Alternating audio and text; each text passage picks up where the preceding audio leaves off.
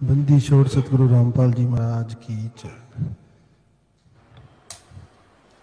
दास ने जनवरी 2006 में सदुपदेश प्राप्त किया गुरुदेव से, और उसके बाद दास के जीवन में कुछ प्रारब्ध संकट भी आए।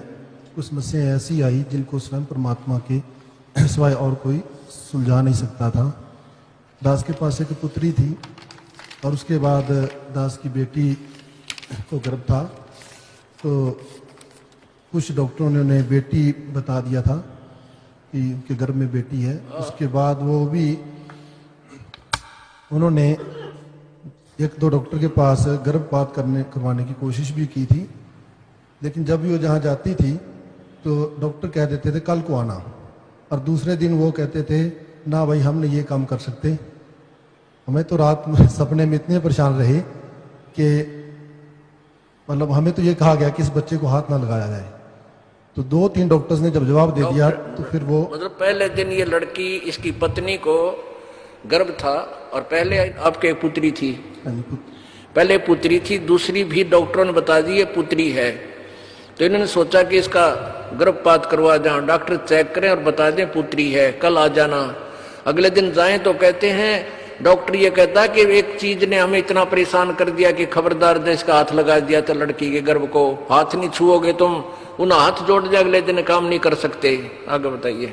तो परमात्मा की दया से मैं तो बहुत डर गया, क्योंकि हमारी बरादरी एक लुबाना बरादरी है, वो इस मामले में जानी बहुत बदनाम है कि वहाँ बेटियों की जब शादी करते हैं तो शायद लाखों की बात नहीं रही, अब करोड़ों का दहेज देने वाली बात हो गई।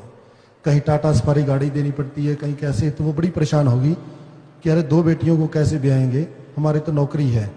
हमारे बरादरी में ज़्यादातर विदेशों में लोग चले जाते हैं और वहाँ पे काफ़ी इनकम हो जाती है उनकी, तो उसके मुकाबले हम नौकरी पेशे वाले उतना अच्छा नहीं कर पाते। तो उस वजह से मैं भी परेशान था। तो लेकिन जो मर्यादा थी गुरुदेव की, ये दहेज भी नहीं देना हमने, और वो तो अब भी हम उस पर कायम रहेंगे, बिल्कुल नहीं देंगे, चाहे बेटी घर में बैठी रहे। और वो लड़की, इसकी पत्नी ने उपदेश नहीं ले रखा था, इस बच्चे ने अकेले ने उपदेश ले रखा था उस दौरान, ऐसा ही है। हाँ जी। उसके बाद फिर वो काफी भला बुरा भी बोलती थी कि आपके गुरुजी की वजह से मैं 2 बेटियों की अब माँ बन जाऊंगी। तो खैर परमात्मा की दया हुई, मैं डरता डरता जब डिलीवरी का टाइम आया, अम्बाला में डिलीवरी थी, मेरे ससुराल अम्बाला कैंट में थे, तो मैं गया डरता डरता। तो मैं बैठा बड़ा मायूस सा हुआ कि अरे अब तो मेरी भक्ति में बहुत बड़ी बाधा बनेगी, ये तो सारी उम्र मेरे को ताने देगी और मेरे लिए तो नर्क बन जाएगा जीवन। लेकिन परमात्मा की ऐसी दया हुई, एक नर्स आई दौड़ी दौड़ी, कहती बधाई हो। तो मैंने इधर उधर देखा कि शायद किसी और को बधाई दे रही, मेरी तो बेटी होनी थी। तो मेरे ससुराल वाले भी मेरी तरफ काफी देर, मेरा ससुर और मेरी सास दोनों नहीं बोले, मेरे साथ ऐसे घूर घूर के देखते रहे कि इसने गर्भपात नहीं होने दिया। वो भी इतनी दुखी थी कि इसने गर्भपात नहीं होने दिया, एक बेटी और होगी आज। तो ससुराल वाले भी से दुखी थे। गुरु वचनों पर टिके हुए, अपने मन को बांधे हुए हम बैठे रहे वहां पे, जो होगा देखी जाएगी, परमात्मा साथ है।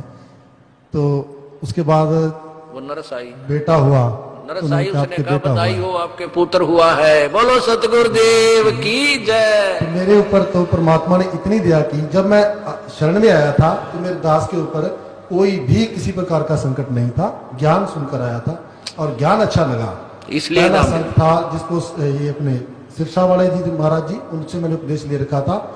उनको मैंने कई लेटर लिखे, मैं आईएएस की तैयारी किया करता था इंडियन एडमिनिस्ट्रेटिव सर्विसेज के लिए, तो मेरे प्रीलिम एग्जाम पास हो जाया करता था, मेंस भी पास हो जाया करता था। तो संत को फिर मैं लिखा करता था कि आप दया करो जी हम पर, तो वो कहता हो जाएगा, सुमरन करते रहो। फिर मैं पढ़ाई में कम, सुमरन में ज्यादा ध्यान देता था और मेरा आई बार फेल हो जाता था। परमात्मा की बड़ी दया रही कि मैं उस समय आईएएस नहीं बन पाया। अगर मैं उस समय आईएएस बन जाता तो मैं सारा श्रेय संत को दे देता और आज ये बात तो मेरे को महाराज से उपदेशी था ये। और कोई भी जैसे ये प्रार्थना करता था जी मैं आईएएस कर रहा हूँ, मैं सफल हूँ, उन वहां का उत्तर आता था बेटा तो सफल हो जाएगा, हो जाए, और नहीं हुआ। तो कहते हैं ये कह रहे हैं कि अगर मैं आईएएस बन जाता था मैं उस महाराज ने कद्दे नहीं छोड़ दूं, बनना था अपने प्रारंभ से। तो ऐसी दया मालिक हुई कि नहीं बना, परमात्मा ने नहीं बनने दिया। मैं बहुत खुश हूं कि मैं आईएएस नहीं बना, क्योंकि मुझे फिर ये वस्तु नहीं मिलनी थी, ये पद पोस्ट तो पता नहीं कितनी बार प्राप्त कर ली। वाह बेटा। तो मालिक ने जो ये दया की है, नाम की दया की है, ये वास्तविक नाम, ये इसका प्रमाण, इतने प्रमाण देखे हैं हमने ओहो, आत्मा गदगद हो गई है। अभी तक तो 2 मंत्रों का प्रमाण मिला है, तीसरा भी मालिक दया मिलेगा, और मिलेगा, तीसरा मिलेगा। करेंगे दया, मालिक करेंगे दया। वो तो कहते थे तुम्हारा एक पांव यहाँ पे है, दूसरा सतलोक में है। हम भी सरसा वाले बकाया करते थे, बकाया करते थे। अब हम तो दृढ़ हो गए थे कि सतलोक में जाएंगे पक्के। जब पता चला तेरा भला हो, इसमें 3 नाम बिल्कुल ही प्रमाण नहीं है। जब हमने पढ़ा सतगुरु की किताब में सतपुरुष काल मूर्छ स्वरूपी राम, ये तो नाम ही को नहीं कहीं, ये तो कितना नाम नहीं, किसी प्रमाण में नहीं है। तो पटक दिया उस संत को। कहता है नकली गुरु को लित्तर मारे, इनको नीचे पीटे, इनको पीटे, दोष नहीं है, इनको पकड़ घसीटे, पकड़ घसीटे। मालिक आपने बड़ी दया करी, अपने दास पर यूं दया बनाए। बोलो सतगुरुदेव की जय। संत शरण में आने से आई टले बला, जय मस्तक में सूली हो व काटे में टल जा। बोलो सतगुरुदेव की।